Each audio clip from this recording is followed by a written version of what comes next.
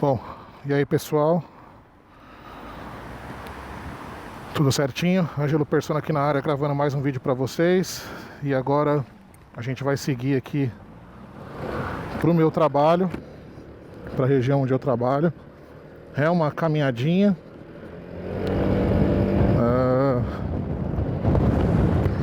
Tá ventando bastante hoje.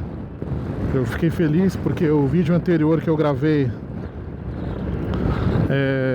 o áudio ficou bom. Então a gente vai gravar assim mesmo aqui. Essa faixa aqui, rapaziada, eu posso entrar nela.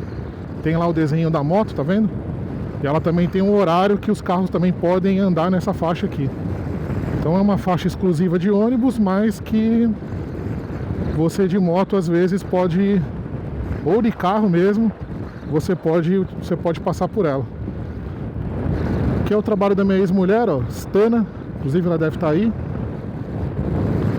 E vamos seguir. E rapaziada, o que eu queria falar pra vocês é aproveitar esse vídeo aqui, que é um vídeo no qual eu não vou aparecer, né?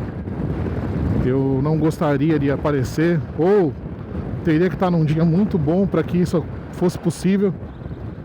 E não é sempre que eu tô assim. E eu queria contar pra vocês um pouco sobre a minha depressão e sobre algumas coisas que têm acontecido nos últimos tempos aqui pra mim, coisas bem difíceis. Primeiro eu vou começar pelo quadro de coisas difíceis que aconteceram. Esses dias eu tava em casa. Na verdade foi o seguinte, no mês de junho, né? Eu moro no mesmo endereço já tem quase 6 anos, um pouco mais de 6 anos.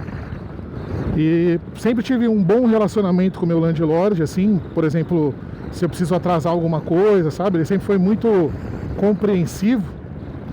Então, a gente sempre se deu muito bem. E quando eu me separei da Priscila, eu cheguei a pensar que seria melhor eu sair do imóvel, né? Eu já sou separado da Priscila já tem pouco mais de 2 anos. E eu achei que seria mais interessante sair do imóvel, de repente ir para um local um pouco mais barato. Mas o salário que eu recebia, principalmente quando eu estava na área médica, era um salário bom que me proporcionava essa segurança de poder ficar no imóvel, entendeu? O cara liberou espaço aqui, vamos agradecer, obrigado. Ele me tinha um pouco mais de segurança para poder continuar no imóvel, né? Naquela ocasião. Inclusive, guarda esse lugar aqui, rapaziada. Esse McDonald's e essa esquina aqui, ó. Exatamente aqui. Lembra desse lugar aqui que eu vou contar uma história sobre esse lugar. Então, aí o que aconteceu, né? Eu sempre, quando eu tinha muito pouco contato com o meu landlord de forma física, né? A gente sempre se comunicou por e-mail. E eu, antes de vir para a Inglaterra, eu tinha pesquisado que isso era o certo a se fazer pelo fato de você ter tudo sempre por escrito, né? E nunca ficar aquele diz que não me diz, sabe? Então, tendo as coisas por escrito, traria um pouco mais de confiança, né? Para qualquer tipo de problema que eu fosse resolver. Então, eu sempre falei com ele por e-mail. E a Priscila, até então na época, né? Falava com ele por telefone. Ele ligava para ela quando ele precisava falar alguma coisa. E aí, beleza. Então, toda véspera de data de pagamento de aluguel, ele entrava em contato comigo para perguntar: e aí, Ângelo, tá tudo certo o aluguel? Vai pagar no dia certinho? Tem algum problema? Então, sempre foi dessa maneira. E aí o que aconteceu foi o seguinte: chegou no mês de junho, final do mês de junho, eu não recebia nenhum e-mail dele. Então eu mandei o e-mail para ele falando: oi, tudo bem? Eu não vou citar o nome do meu landlord aqui, porque não vem ao caso.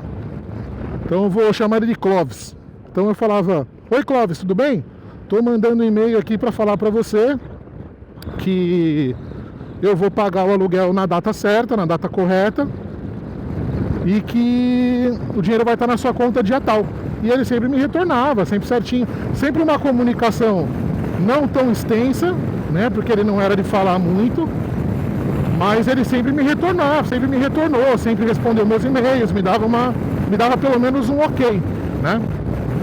E não aconteceu no mês de junho, ele não entrou em contato comigo, eu mandei e-mail para ele não me respondeu. Quer dizer, ele me respondeu no último mês que eu paguei o aluguel para ele me respondeu. Ele falou, tá, tranquilo, pode depositar o dinheiro na minha conta. E aí depois eu respondi para ele e falei, olha, tá pago. E ele não me respondeu mais. Aí eu achei estranho, mas até então, né, ele tinha respondido que podia depositar, eu falei, ok, tudo certo, vamos seguir aqui. Aí chegou no próximo mês, passou muito da data que ele costumava me mandar e-mail. Ele sempre costumava me mandar e-mail, mas passou demais da data.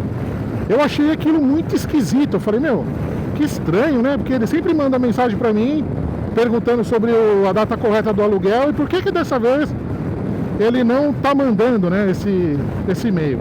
Aí eu mandei e-mail pra ele, falei, olha, vou depositar o dinheiro no dia tal, não tive resposta. Chegou no dia que eu falei que eu ia depositar o e-mail, o pagamento do aluguel. Eu depositei, mandei e-mail pra ele, não me confirmou, e nisso foi se passando. Passaram-se 2 meses nessa situação, sem comunicação, né? Sem ele me retornando. E aí, um dia eu tava em casa, eu não me lembro a data exata, galera, até porque eu tô dirigindo e então fica difícil de recordar as datas exatas, mas tinha passado, se eu não me engano, 1 mês e pouquinho. Isso aqui é um radar, rapaziada.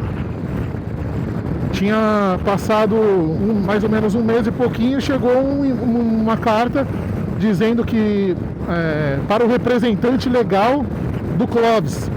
Clóvis é o nome fictício que eu tô dando pro meu landlord, tá? Meu landlord é inglês. Aí eu peguei, obviamente que eu não sou o representante legal dele, né? Eu sei disso, eu tenho consciência disso. Eu não sou representante legal dele. Mas o que eu fiz? Eu falei, vou abrir essa carta, porque como o cara não tá me respondendo, a polícia ali, ó, doidinha pra dar uma multa nos caras, porque aqui é 40. Então eles ficam ali, ó, só na espreita ali, esperando alguém passar acima do limite de velocidade. Então o que acontece? Ele não me mandou e-mail, aí eu abri essa correspondência, e nessa correspondência estava escrito que ele tinha falecido, ele veio a falecer. Eu fiquei em choque, me arrepiei todo na hora. E como eu falei pra vocês, rapaziada, eu tenho um quadro de depressão muito severo, eu vou entrar nisso daqui a pouco. E enfim, aí eu abri essa correspondência falando que ele tinha falecido.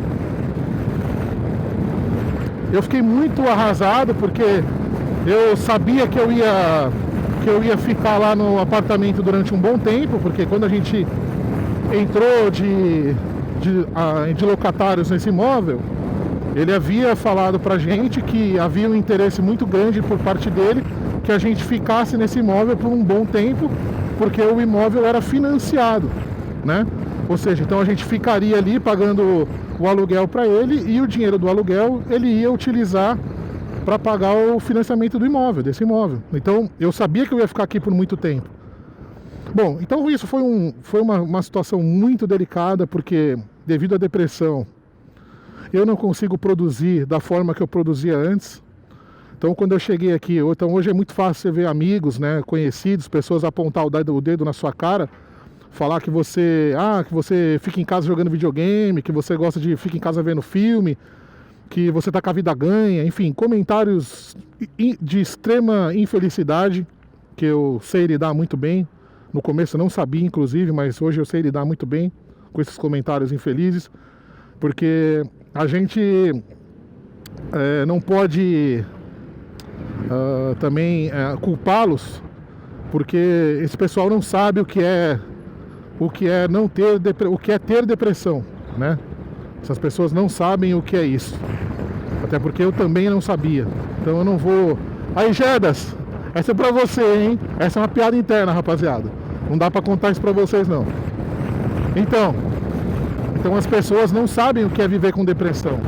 Então a depressão que eu tenho é a depressão incapacitante.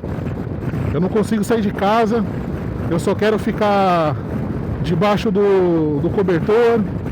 Eu tive muitos meses que eu passei sem conseguir produzir, sem conseguir sair de casa. Tive que contar até mesmo com a ajuda financeira da minha ex-mulher, qual eu agradeço muito, porque embora a gente tenha terminado o relacionamento, a gente tem uma boa relação, né, dentro do maior respeito.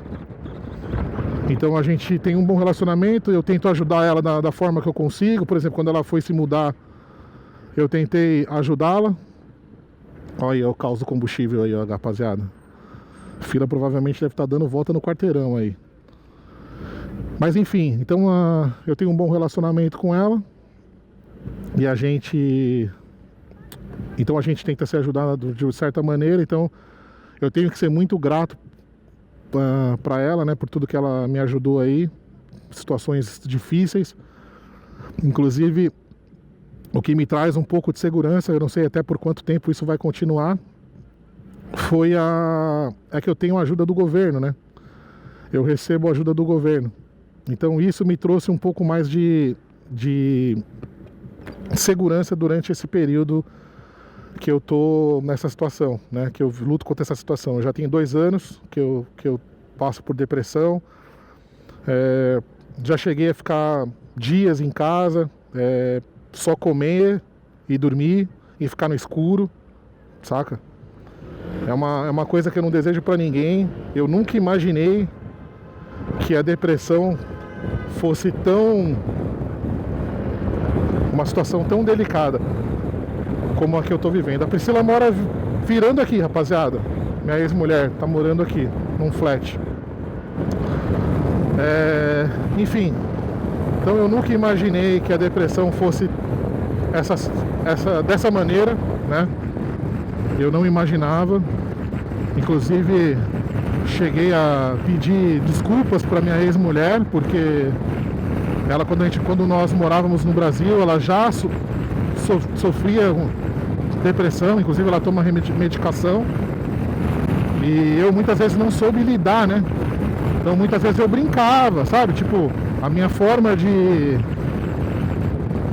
lidar era tentar brincar, tentar descontrair. Às vezes também podia ter podia não ter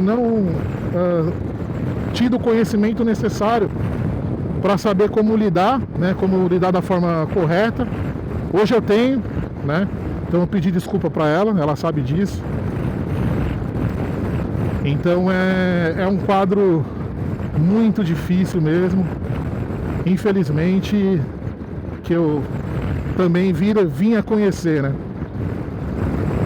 Então tudo isso que aconteceu, rapaziada, o falecimento do meu landlord, eu agora nessa incerteza, porque já chegou uma carta da advogada lá falando que eles vão vender o imóvel e que eu tenho que procurar um local para morar.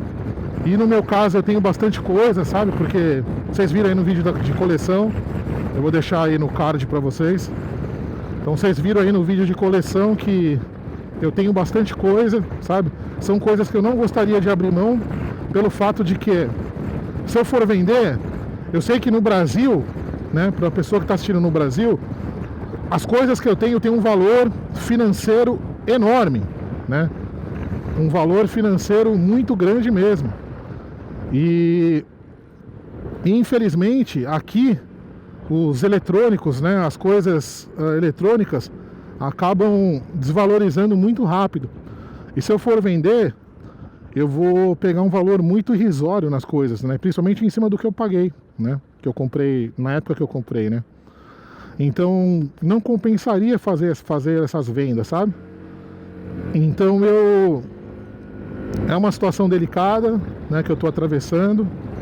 Eu não gostaria de estar passando por isso, ainda mais quando a gente está sozinho, né? A gente eu não tenho família, né? A minha única pessoa mais próxima que eu tenho aqui seria a Priscila mesmo, né? E é conforme eu falei pra vocês, a gente se ajuda, né? Eu tento ajudar ela da maneira que eu posso. E assim sucessivamente, né? Então é um quadro muito delicado, né? Tá sozinho, tá sem a família, perdi minha tia, né? O falecimento da minha tia foi uma coisa devastadora. Uma coisa também que aconteceu foi o seguinte, né? Ela tem um namorado, né? O Wallace, inclusive mandar um abraço pra ele. E o Wallace foi uma... O Wallace e o meu ex-cunhado, o Anderson, eles foram vitais para ajudar minha tia a atravessar o quadro que ela estava atravessando, principalmente o Wallace, não tirando o mérito do Anderson de maneira nenhuma, mas o Wallace que estava na linha de frente ali, 24 horas, né, vamos dizer assim. Então é um quadro muito delicado. E quando minha tia veio a falecer, para mim aquilo foi uma situação devastadora. Quem me passou a notícia foi o Anderson. Foi um dia que eu dou graças a Deus por eu não ter estado sozinho. Eu estava com meu amigo Guilherme em casa e ele tinha me mandado mensagem e falou: e aí, bro, o que você acha da gente passar uns dias aí, ver um filme, fazer alguma parada tal junto? Que é uma coisa que aqui é bem difícil de acontecer, porque as pessoas têm um ritmo de vida aqui meio esquisito, né? Então eu achei legal que ele foi lá. E nesse dia, inclusive, era um dia que era para ter sido tudo beleza, porque o Wallace sempre me passava os reports, né? A situação que o médico passava para ele, de como estava o quadro da EA, né? Todo quadro evolutivo ou que viesse a piorar, o Wallace me passava em primeira mão. Eu agradeço muito ele por isso. Eu já falei para ele que eu tenho uma dívida. Ele falou que eu não tenho dívida nenhuma com ele, mas eu tenho uma dívida moral com ele pro resto da minha vida. Eu sei que ele falou que o que ele fez não foi nenhum esforço. Ele fez pela mulher dele, pela pessoa que ele amava e por tudo que a EA também fez por ele. Então, ele foi muito homem, né, em ficar com ela e cuidar dela. Então eu tenho uma dívida tremenda com ele. Mas pra mim, cara, foi muito difícil, porque eu tinha que ser forte por ele, porque muitas vezes ele sucumbia, né? Ele não conseguia aguentar o baque. E o baque é grande mesmo, né? De você ver uma pessoa que você ama, uma pessoa que é sua família, numa situação dessa. Até mesmo, não precisa ser nem da família, né? Mas uma pessoa próxima, uma pessoa que você tem qualquer tipo de carinho. É uma situação muito delicada, né? De você ver aquela situação. E então eu tinha que ser forte para ele e para ela. Então muitas vezes eu fazia videoconferência, mandava áudio para ela.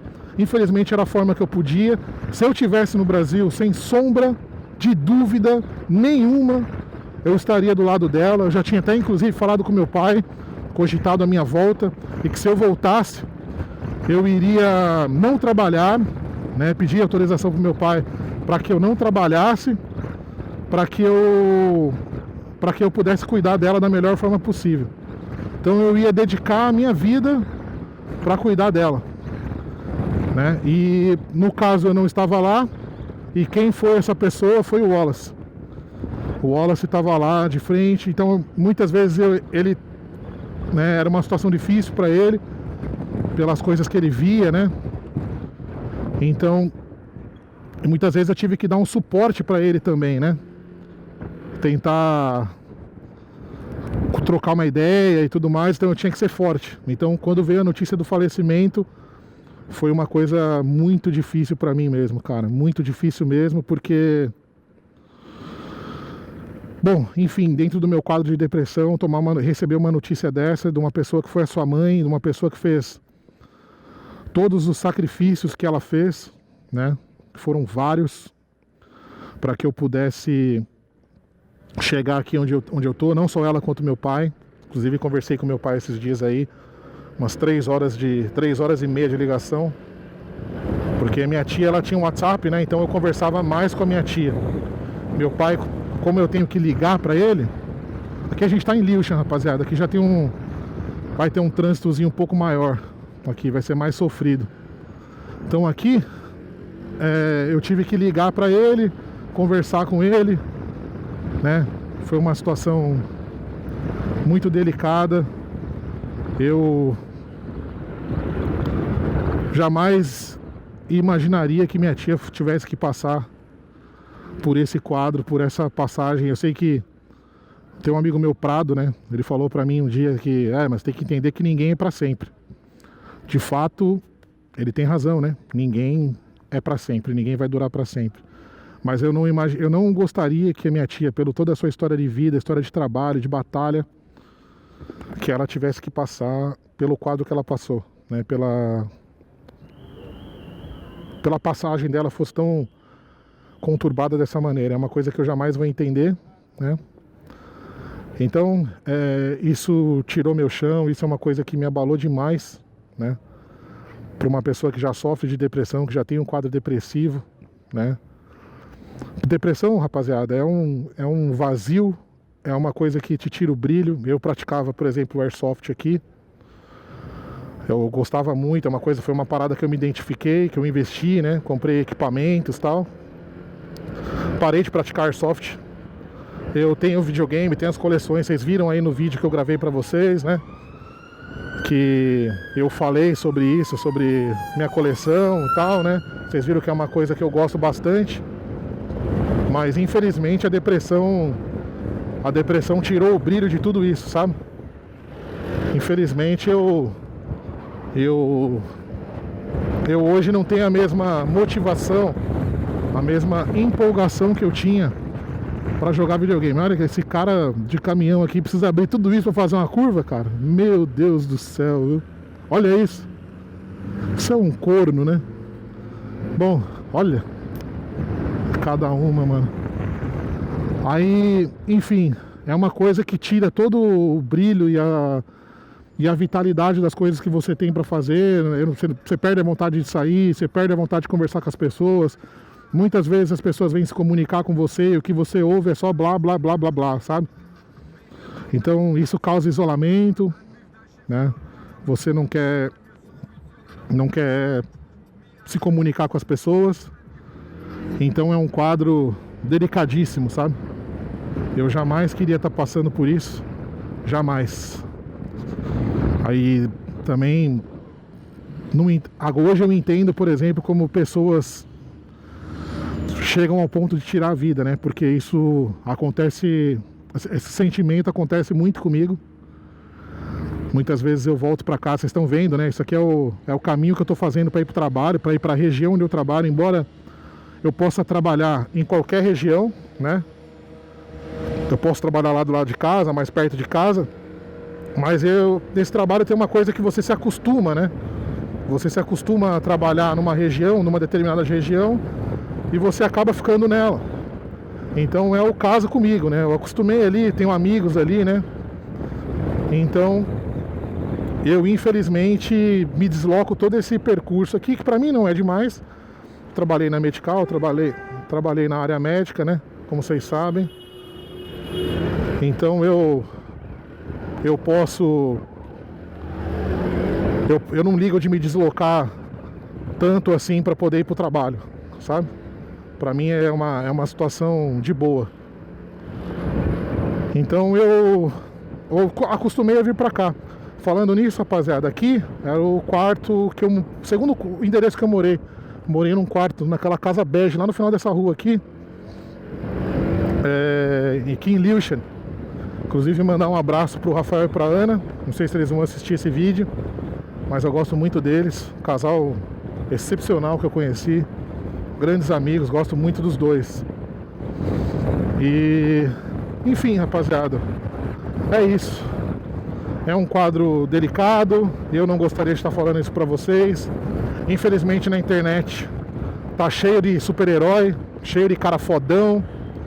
É o cara rico, é o cara bem sucedido, é o cara que só faz coisa alegre e feliz.